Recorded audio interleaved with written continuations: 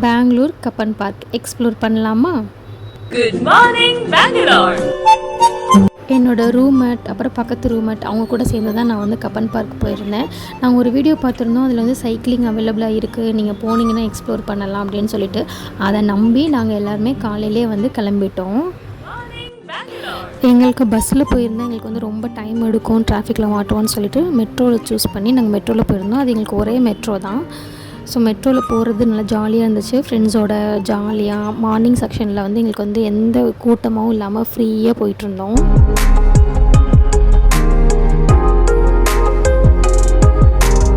நீங்கள் பெங்களூரில் இருக்கீங்க, கப்பன் பார்க் எக்ஸ்ப்ளோர் பண்ணணும்னு நினைக்கிறீங்க அப்படின்னா இந்த வீடியோ நீங்கள் பார்க்கும்போது உங்களுக்கு யூஸ்ஃபுல்லாக இருக்கும். ஏன்னா நான் மேக்ஸிமம் டீட்டெயில்டாக எவ்வளோ தூரம் காட்ட முடியுமோ நான் அவ்வளோ தூரம் கவர் பண்ணியிருக்கேன். உங்களுக்கு ரூட்லேருந்து எந்த டேரெக்ஷனில் போகணும் எல்லாமே உங்களுக்கு வந்து காட்டணும் அப்படிங்கிறதுனால தான் வீடியோ கொஞ்சம் லென்த்தாகவும் இருக்குது. நாங்கள் டெஸ்டினேஷனுக்கு வந்துவிட்டோம். ஸ்டேஷனுக்கு வந்ததுக்கப்புறம் நம்ம எக்ஸிட் வந்து இந்த மாதிரி தான் இருக்கும். எக்ஸிட் ஆனதுக்கப்புறம் ஃப்ரண்ட் வியூ உங்களுக்கு இந்த மாதிரி தான் வந்து இருக்கும். ஆட்டோ ஸ்டாண்ட் ஃப்ரண்ட்டில் இருக்கும். அதுக்கப்புறம் இந்த மாதிரி உங்களுக்கு வந்து பில்டிங்லாம் வந்து தெரியும். இப்போ நீங்கள் எந்த சைடு டேர்ன் பண்ணணுன்னா உங்களோட ரைட் ஹேண்ட் சைடு வந்து நீங்கள் டேர்ன் பண்ணணும். டேர்ன் பண்ணி நீங்கள் நடந்து வரும்போது இப்படி தான் உங்களுக்கு வந்து வியூ இருக்கும். ஸ்ட்ரெயிட்டாக நடந்தாலே உங்களுக்கு வந்து கப்பன் பார்க்கோட என்ட்ரி உங்களுக்கு வந்துடும். நீங்கள் மெட்ரோ ஸ்டேஷன்லேருந்து டேரெக்டாக நடந்து வரும்போது இதுதான் உங்களோட பக்கா என்ட்ரன்ஸ் ஃபார் கப்பன் பார்க். நீங்கள் உள்ளே வந்துடுங்க. பார்க்கிங் பண்ணனால சைடில் நீங்கள் வந்து பார்க்கிங் பண்ணிக்கலாம்.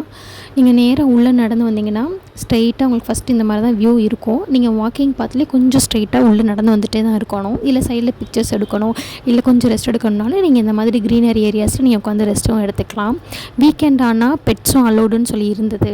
ஸோ நான் போகிற வழியில் கிளியெல்லாம் பார்த்தேன். ரொம்ப நாள் கழித்து நான் கிளியெல்லாம் பார்த்த மாதிரி ஒரு ஃபீல் இருந்தது.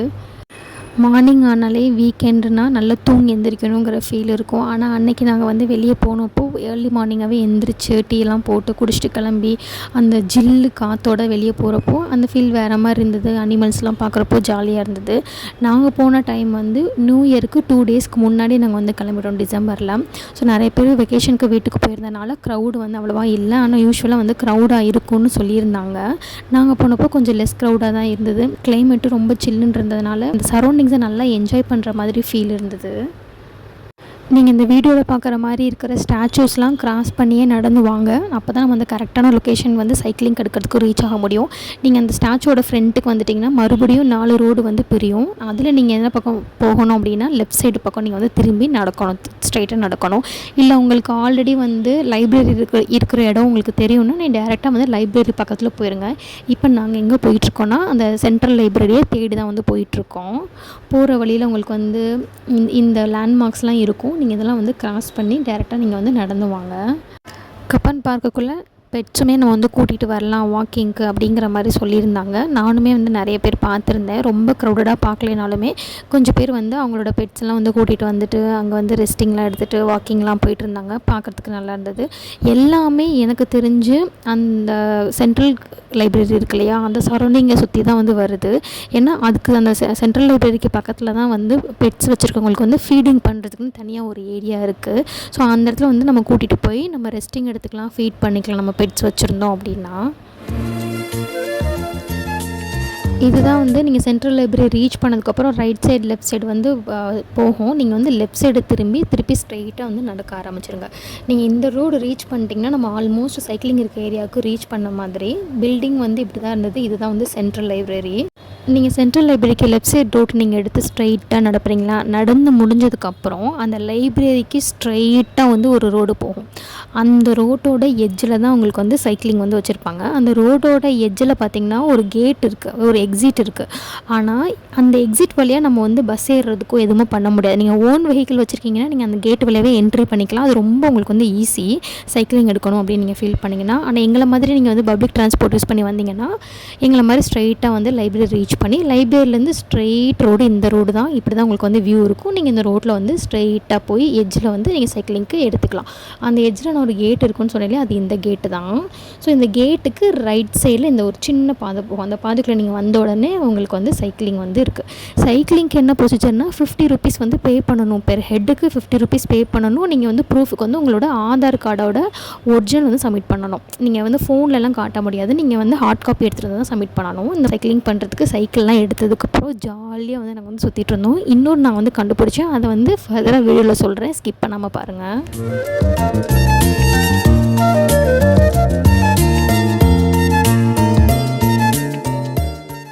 நம்ம சைக்கிள் எடுத்ததுக்கப்புறம் அதுலேருந்து 1 hour தான் நமக்கு வந்து டைமிங். அந்த 1 hourக்கு தான் வந்து பெர் ஹெட்டுக்கு வந்து 50 rupees வந்து சார்ஜ் பண்ணுறாங்க. நீங்கள் எக்ஸ்ட்ரா டைமிங் போச்சுன்னா அதுக்கு எக்ஸ்ட்ரா பேமெண்ட் இருக்கும்னு நினைக்கிறேன், எனக்கு சரியாக தெரியல.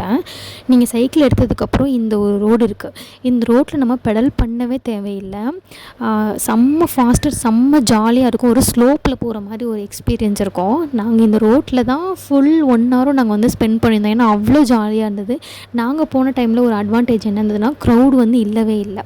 எப்போயுமே க்ரௌடு இருக்கும் அப்படின்னு சொல்லியிருந்தாங்க. நாங்கள் போன டைம் வந்து வேறு நியூ இயர் ஒட்டி நாங்கள் போயிருந்தோமா, அதனால் க்ரௌடே இல்லாமல் செம்ம ஜாலியாக ரொம்ப ஃப்ரீயாக அந்த ரோட்லேயே தான் நாங்கள் வந்து ரொம்ப நேரம் போயிட்டுருந்தோம். அந்த ரோடு எங்கே இருக்குன்னா, நீங்கள் லைப்ரரியிலேருந்து சைக்கிள் எடுத்துகிட்டு வரும்போது ரைட் சைடில் நீங்கள் போகணும்.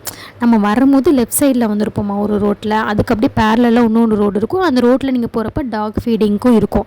அதுதான் உங்களுக்கு லேண்ட்மார்க். அந்த ரோட்லேயே நீங்கள் வந்து போகணும். அந்த ரோட்டில் போய் லைப்ரரிக்கு பேக் சைடில் இருக்கக்கூடிய அந்த ஒரு ரோடு, ஸ்ட்ரெயிட் ரோடு இருக்கும், உங்களுக்கு பார்த்தாலே தெரியும். அந்த ரோடு நல்ல ஸ்லோப்பிங்காக உங்களுக்கு இருக்குது, ஜாலியாக இருக்கும். நீங்கள் அந்த ரோட்டில் நீங்கள் போய் சைக்கிள் ஓட்டுங்க. இது என்னோடய எக்ஸ்பீரியன்ஸில் நான் உங்களுக்கு வந்து சஜஷன் கொடுக்குறேன். அந்த ரோடு அவ்வளோ சூப்பராக இருந்துச்சு. மறுபடியும் வரணும். ஆனால் நம்ம வேறு எந்த பக்கம் போனாலும் நம்மளால் ரீச் பண்ண முடியாது அந்த ரோடை. நீங்கள் லைப்ரரி வச்சு தான் அந்த லைப்ரரி சுற்றி தான் நீங்கள் வந்து வர மாதிரி இருக்கும். எங்களோட 1 hour முடிஞ்சதுக்கப்புறம் நாங்கள் வந்து சைக்கிளை வந்து ஹேண்ட் ஓவர் பண்ணிட்டோம். நான் ஓட்டின சைக்கிள் இது தான். நிறைய சைக்கிள் ஆப்ஷன்ஸ் இருந்துச்சு. அதோட மார்க் எல்லாமே வந்து பேண்ட்டில் வந்து இருந்தது. சரி, நம்மளுக்கு ஜாலியாக போகணும் அப்படின்ட்டு.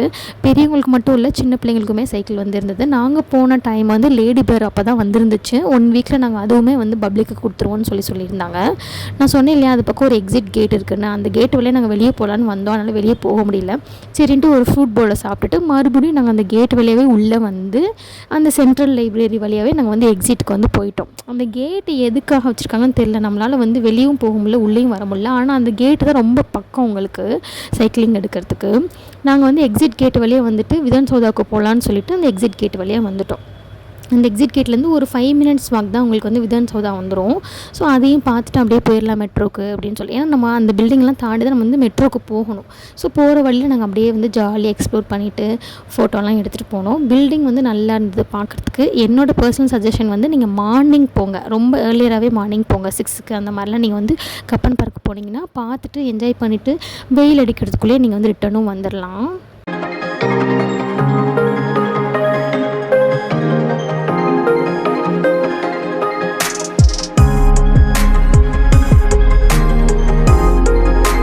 பார்க் பிளான் பண்ணிங்கன்னா அதுக்கு அடுத்த ஸ்டாப் தான் வந்து விதான் சௌதா. ஸோ அதையும் நீங்கள் வந்து நல்லா பார்த்து ரசிச்சுட்டு ஒரே தான் நீங்கள் வந்து வந்துடலாம். ஸோ நாங்களும் அப்படி தான் பண்ணியிருந்தோம். எனக்கு இதுதான் ஃபஸ்ட் டைம் கப்பன் பார்க்கும் போகிறது, விதான் சௌதாவும் போகிறது. நீங்கள் வந்து உள்ள பில்டிங்குள்ளேயும் நீங்கள் பே பண்ணி உள்ளே போய் எக்ஸ்ப்ளோர் பண்ணலாம். ஆனால் நாங்கள் அப்படி பண்ணலை, வெளியவே இருந்து அதோட அழகாக ரசிச்சுட்டு நாங்கள் மறுபடியும் மெட்ரோ ஸ்டேஷனுக்கு வந்துட்டோம். நீங்கள் மெட்ரோ வந்து ரைட் சைடில் இருக்கும். ஸோ நீங்கள் ரைட் சைட்லேருந்து நீங்கள் பில்டிங் பார்க்குறப்போ பில்டிங்கோட வியூ இந்த மாதிரி தான் இருக்கும். இங்கேயும் நாங்கள் நின்று நல்லா ரசிச்சுட்டு நாங்கள் வந்து கிளம்பிட்டோம் எங்களோட ஏரியாவுக்கு. மேக்ஸிமம் நம்மளோட ரொட்டீன் என்னவாக இருக்கும், வீக்கெண்டு வந்துட்டாலே காலையில் நல்லா தூங்கலாம். அதுவும் பெங்களூரில் இருக்கிறோம் அப்படின்னா அந்த காலையில் அந்த சில்லாக இருக்கிற கிளைமேட்டுக்கே நல்லா போர்வை பற்றி நல்லா தூங்கணும் தான் தோணும். எப்பயுமே நான் அப்படி தான் பண்ணுவேன்.